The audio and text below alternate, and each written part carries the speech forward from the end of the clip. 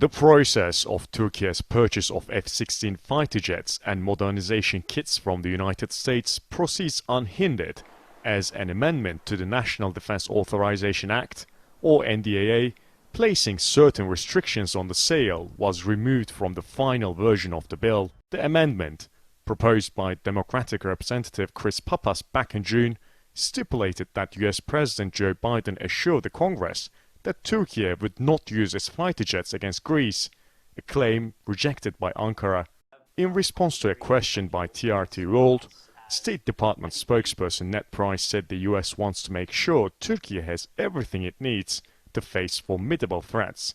Just yesterday, we learned that the restrictions that were proposed by some congressmen and congresswomen were removed from the 2023 National Defense Authorization Act. Do you welcome the news, and what's your assessment of the current status of the sale of these fighter jets?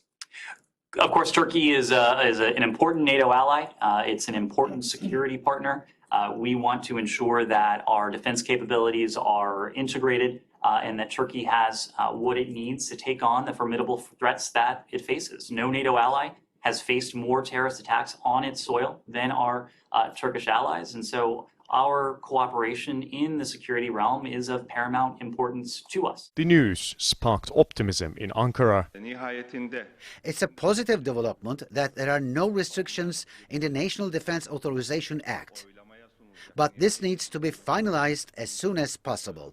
Our purchase and upgrading modernization of the F-16 jets need to be completed. It is in everyone's interest.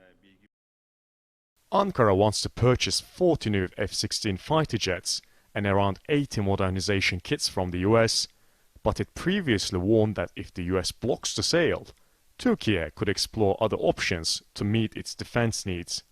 Many analysts say, despite occasional differences, Washington understands Turkey's importance.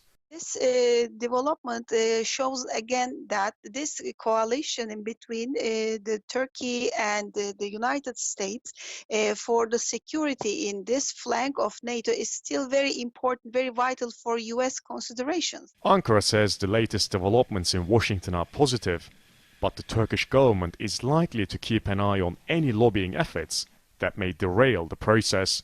Yunus Paksoy, TRT World, Washington, D.C.